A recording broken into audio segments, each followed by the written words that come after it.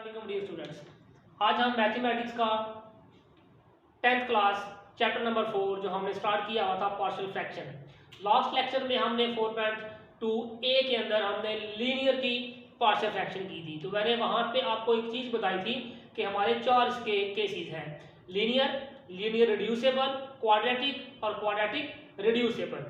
हमने पहली exercise 4.2a के अंदर लीनियर का केस पढ़ा था। अब हम लीनियर रिड्यूसेबल पढ़ेंगे।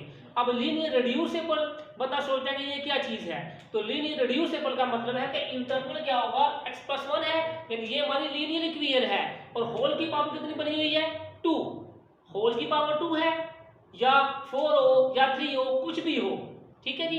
समथिंग पावर आ जाए, होल की पावर, इंटरवल नहीं, ब्रैकेट्स के ऊपर होल की पावर हो और अंदर सिंगल वेरिएबल हो x, साथ कोफिशिएंट कुछ भी आ जाए, डज नॉट मैटर।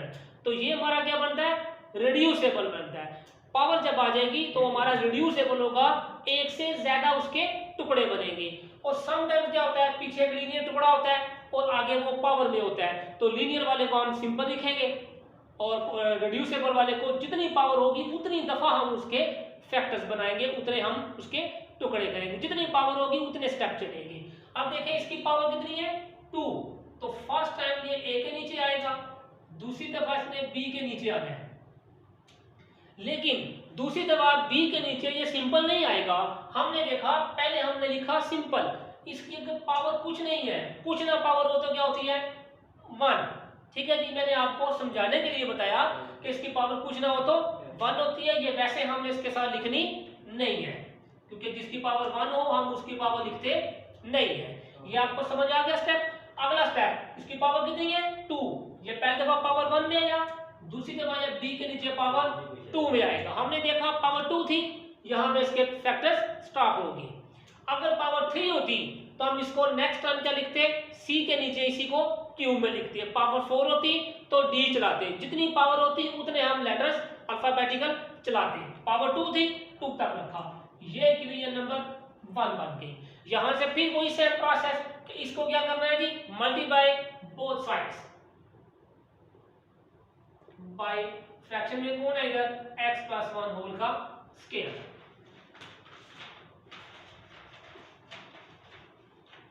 तो हम इसको भी मल्टीप्लाई करते हैं, इसको भी मल्टीप्लाई करेंगे,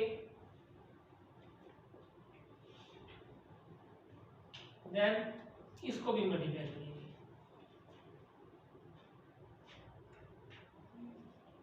हमने देखा यहां से कैलकुलेशन हो जाएगी, ये स्क्वायर वाला सारा कट गया, ये भी सारा कट गया, यहां से बच गया 3x+4, यहां से बच गया a इंटू।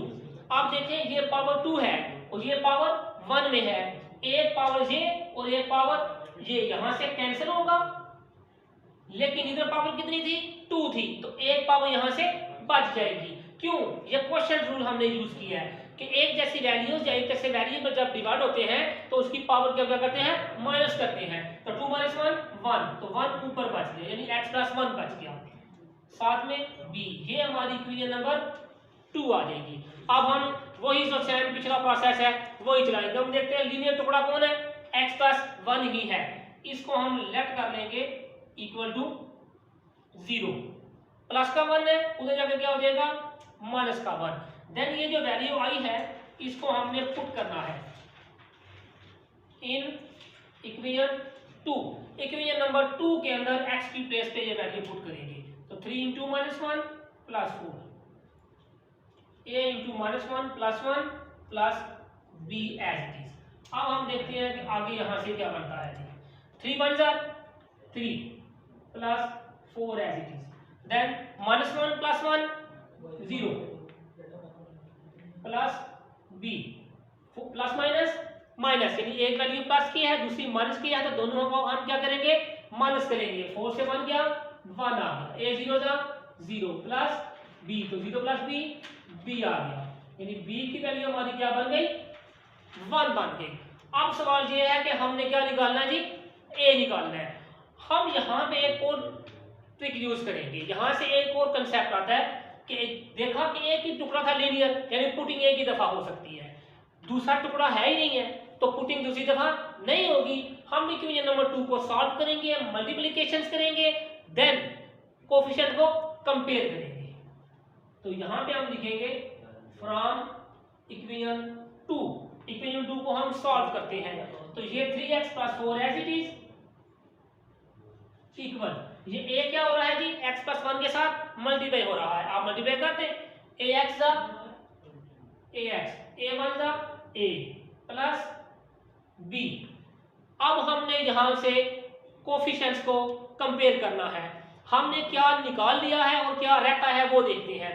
हमने निकाल ली हुई है वैल्यू b की और हमें चाहिए क्या, a चाहिए।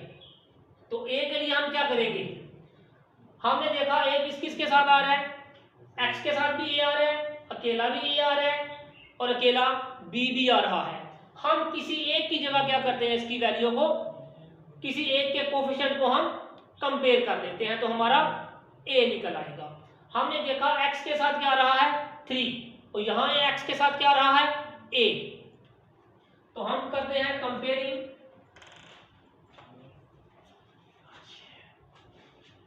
Coefficients of x। Comparing highest से करनी है, x के साथ जो कौन है 3, उधर x के साथ कौन आ रहा है a, ठीक है जी। तो यहां तक सॉल्व हो गया। तो यानी a की वैल्यू हमारी कितनी निकल आई 3।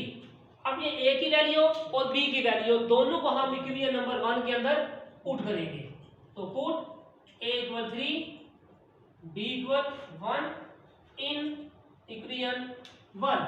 तो इक्वेशन 1 क्या थी, 3x + 4 डिवाइडेड बाई x + 1 का होल स्क्वायर इक्वल टू, ऊपर क्या था a की वैल्यू 3, नीचे x + 1 प्लस b की value 1 divided by x + 1 whole का स्क्वायर। तो यही हमारा क्या है, फाइनल सॉल्यूशन आ गया। यानी हमारी ये वाली 4.2 b का लेक्चर का पहला क्वेश्चन सॉल्व हो गया। अब हम कभी देखेंगे कि यहाँ पे लीनियर टुकड़ा भी पीछे आएगा, तो अगर कोई लीनियर टुकड़ा पीछे आ गया तो उसको हम a के नीचे लिखेंगे, फिर हम देखेंगे जो पावर वाला है वहां से हम b c d जितनी पावर होगी वहां से हम आगे आगे चलते जाएंगे। तो बेटा ये हमारी 4.2 b कंप्लीट हो गई। हम नेक्स्ट लेक्चर में इंशाल्लाह 4.2 c का काम करेंगे, उसमें नेक्स्ट कंसेप्ट